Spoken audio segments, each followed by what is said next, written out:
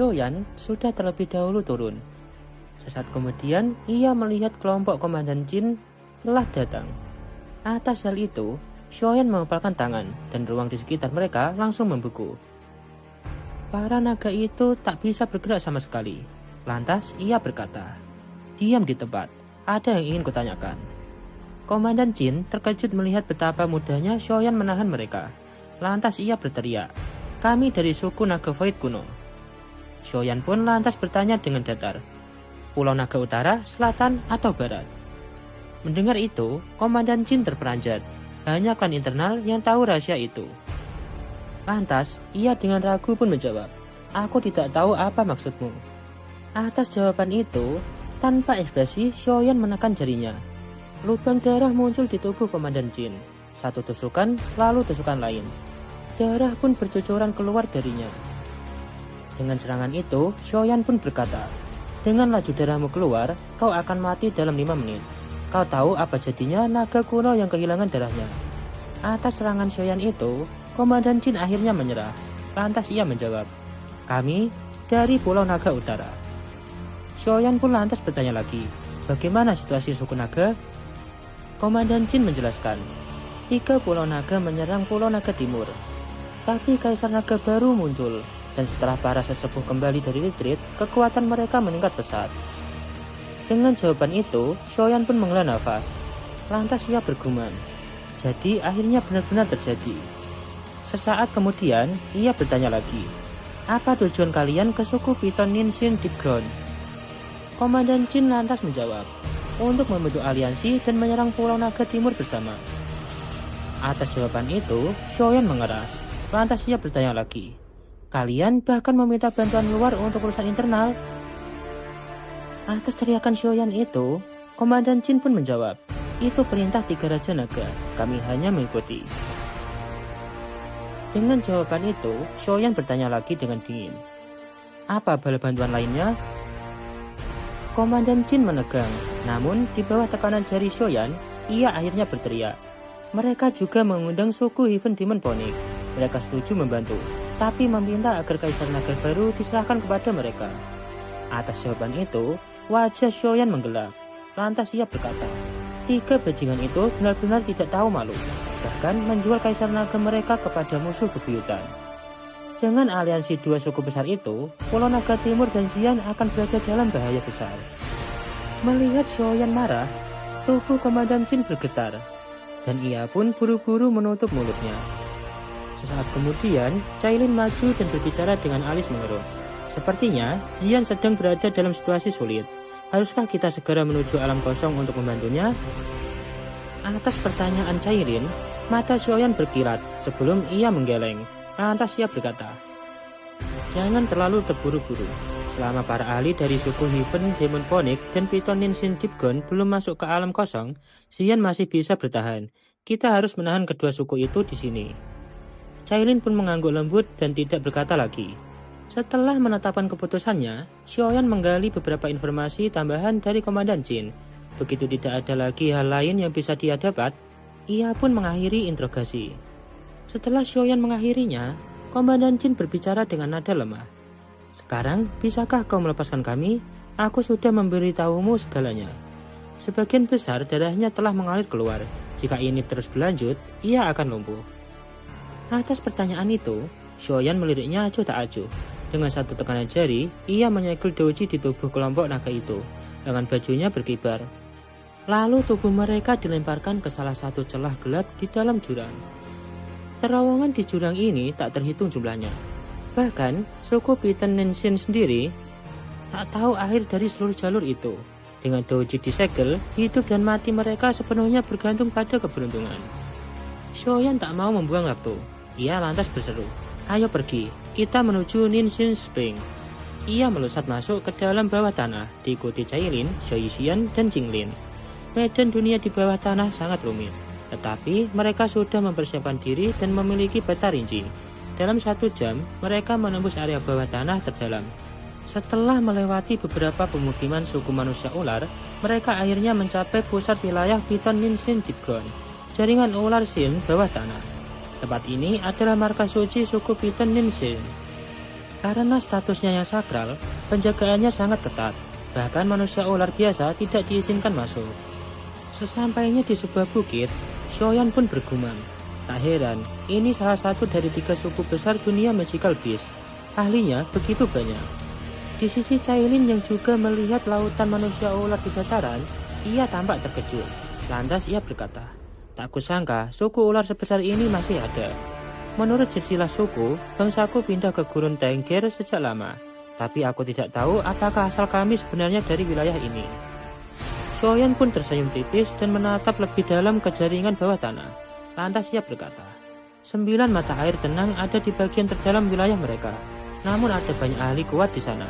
Bahkan beberapa banseng akan merepotkan jika kita ketahuan. Sembunyikan aura kalian. Kelompok itu pun mengangguk.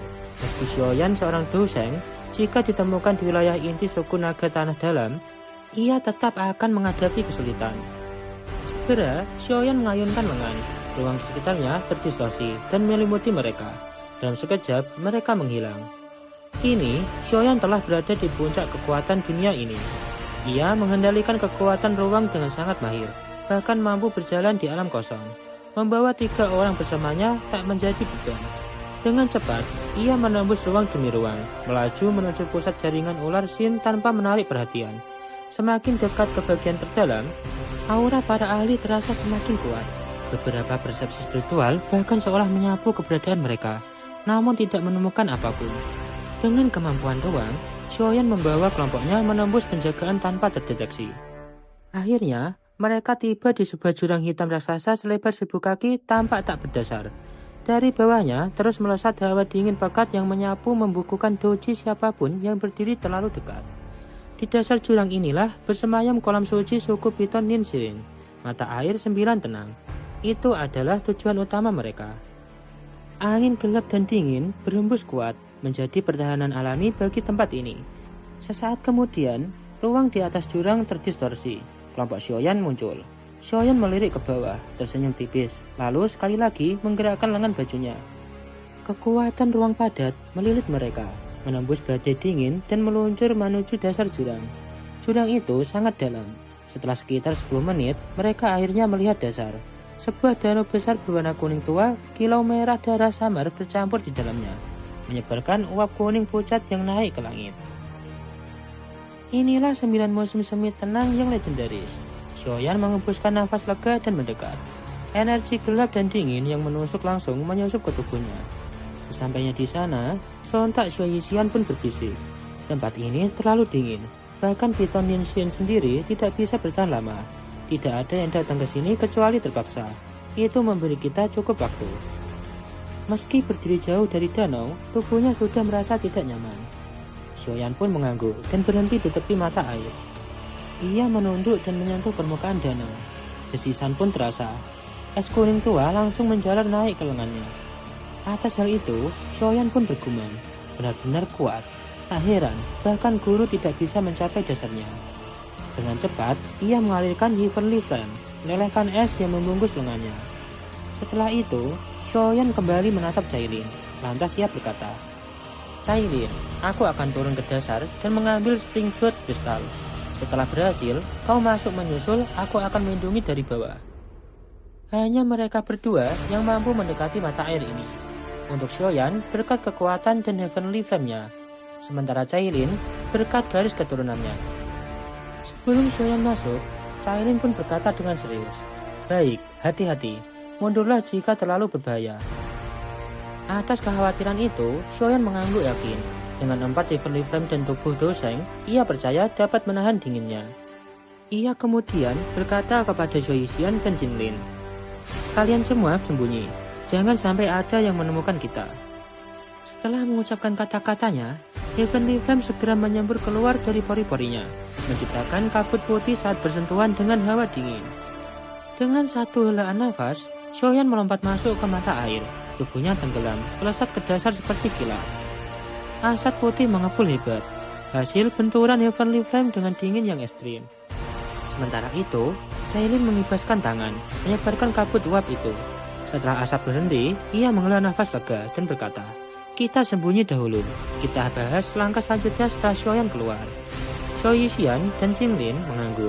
Cahaya melintas di tubuh mereka, lalu mereka menghilang kegelapan sambil menekan aura masing-masing. Cailin juga menarik diri ke dalam bayangan.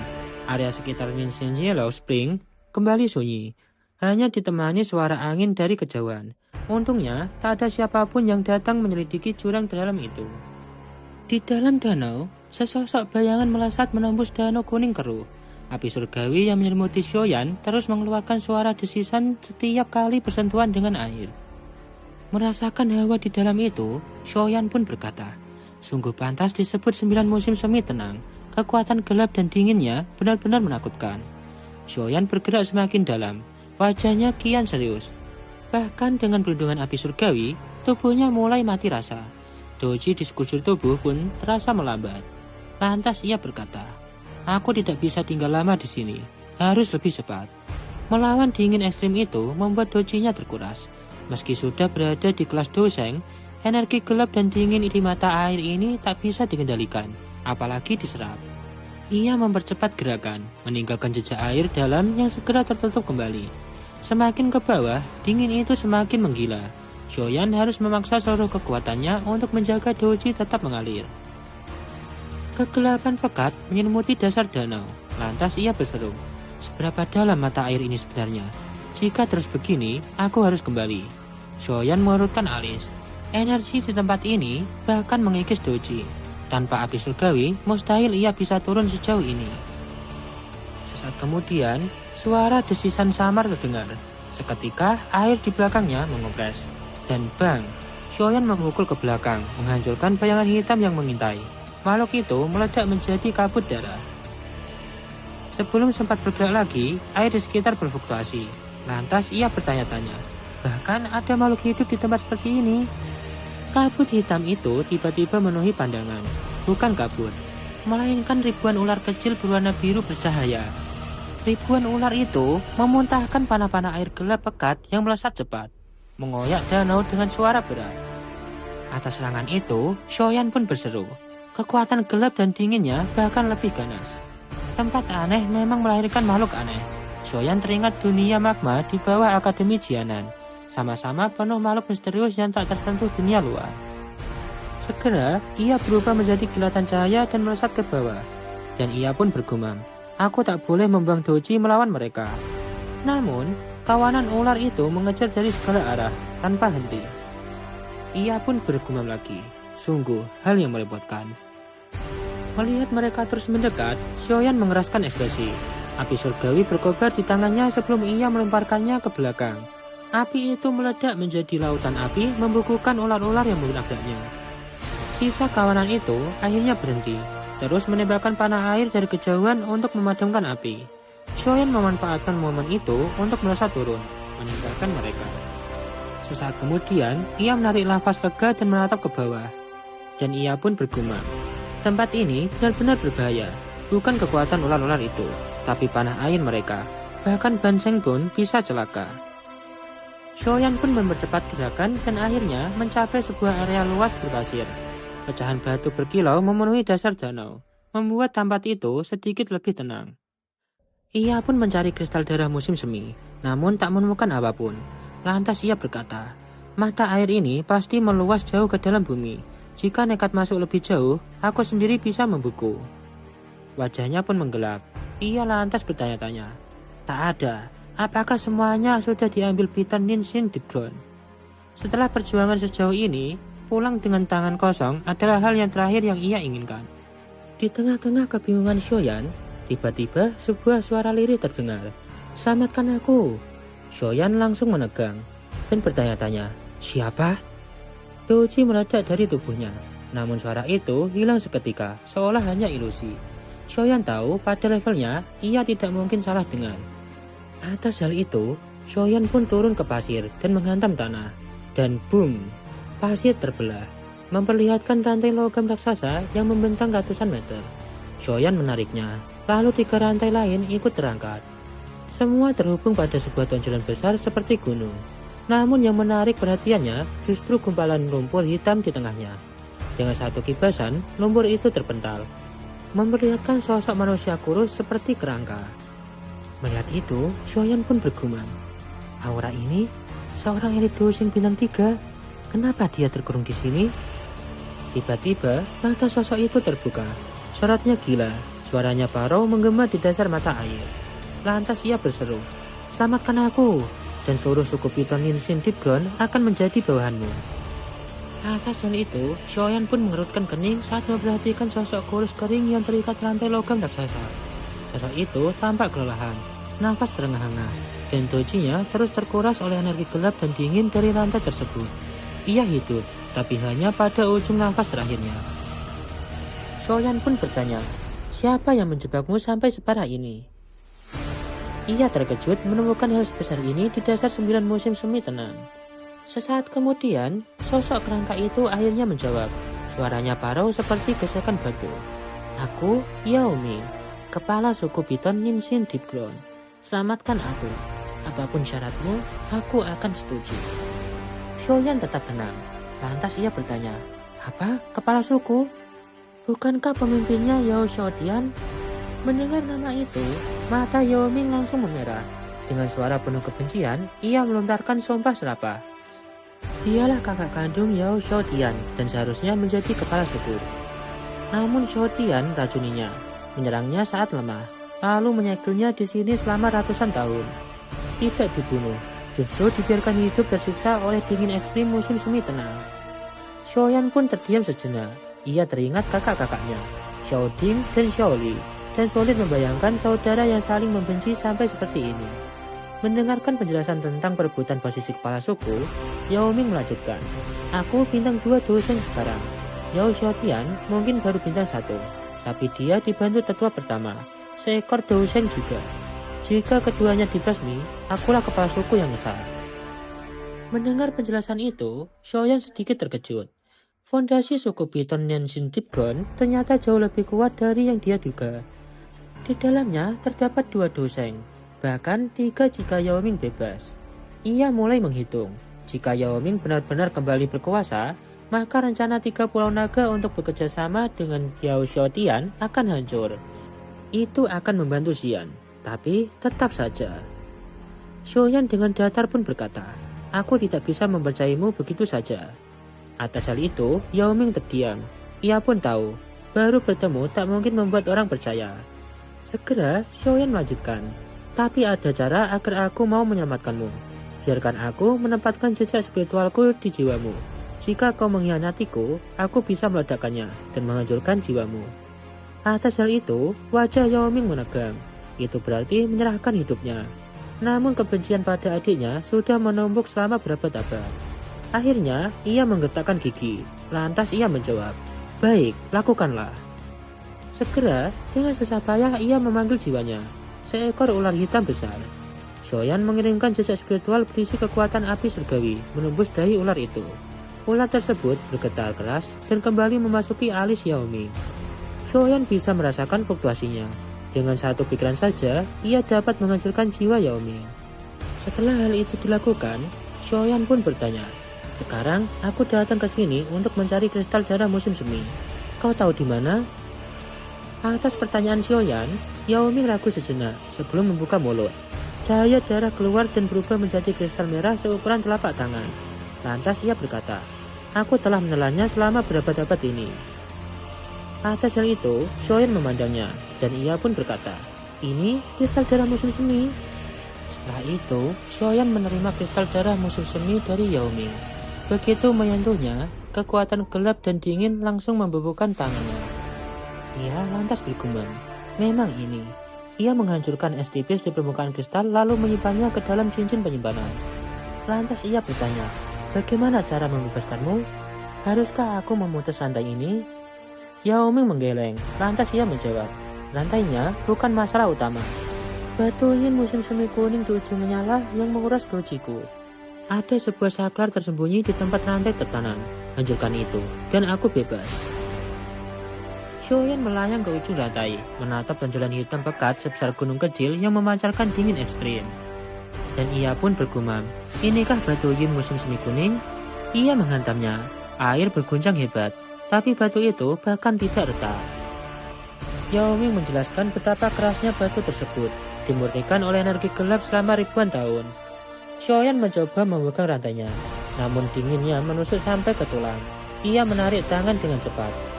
Lantas ia bergumam, hal-hal di tempat ini benar-benar tidak normal. Ia berhenti memaksakan kekuatan brute force. Dengan 2 jari, ia memadatkan api surgawi menjadi jarum api dan menusuknya ke celah tempat rantai menyatu dengan batu. Jarum itu akhirnya menyentuh sebuah plat keras. Dan ketika ia menekan sedikit lebih kuat, sebuah retakan terdengar. Via energi merambat, rantai raksasa itu pecah. Yao Ming yang tadinya sudah putus asa, langsung menatapnya dengan kegembiraan liar. Sementara itu, jauh di atas bawah tanah suku ular, Yao Xiaotian, kepala suku saat ini tiba-tiba membuka mata. Lantas ia berkata, "Segelnya pecah." Ia berdiri dengan wajah gelap, memerintahkan tetua pertama untuk bersiap, lalu menghilang dari singgasananya. Di dasar danau, Xiaoyan memecahkan rantai terakhir. Yao Ming hampir jatuh ke lantai, namun Xiaoyan menopangnya dengan kekuatan lembut. Lantas ia berkata kepada Yao Ming, "Dojimu hampir habis. Bahkan Do Song pun bisa membunuhmu dalam keadaan begini." Atas ucapan itu, Yao Ming tertawa lemah. "Teman muda, bolehkah aku tahu namamu?" Xiaoyan pun menjawab, "Aku Xiaoyan." Lantas ia berkata lagi, "Xiaoyan, aku berutang 1 nyawa padamu. Jika aku bisa membalas dendam, seluruh suku Piton Ninsin Dipgon akan membantumu memenuhi permintaan apapun." Xiaoyan menilai ketulusannya, lalu melemparkan botol pil obat dan berkata, "Pulihkan dojimu dulu. Kita tidak boleh lama di sini. Setelah itu, barulah kita cari Yao Xiaotian." Yao Ming pun menelan pil tanpa ragu. Keduanya melesat naik, menembus 9 musim semi tenang. Dalam perjalanan, mereka dijaga kawanan ular aneh. Namun Yao Ming mengusirnya dengan suara khusus. Tak lama, cahaya terlihat. Xiaoyan mempercepat. Lantas ia berkata, "Kita hampir keluar." Mereka menembus permukaan danau, dan bang, sebuah sosok jatuh dari langit. Xiaoyan menangkapnya. Ia terkejut melihat darah di sudut bibirnya dan berseru, "Cailin?" Sembari menggetakkan gigi, Cailin pun berkata, "Dia menyerang kami bertiga." Qinglin dan Xiaoxian juga terluka. Atas hal itu, Xiaoyan mengangkat kepala. Di udara, seorang berpakaian hitam menatap mereka dengan tatapan dingin dan kejam. Ia melirik Yao Ming yang lemah lalu mencibir. "Berani merusak rencanaku. Bagus, hari ini kalian semua akan dikubur di sini. Ketiga wanita itu akan kujaga sendiri sebagai bayaran atas kebodohanmu." Atas ucapan itu, mata Xiaoyan menjadi sedingin pisau.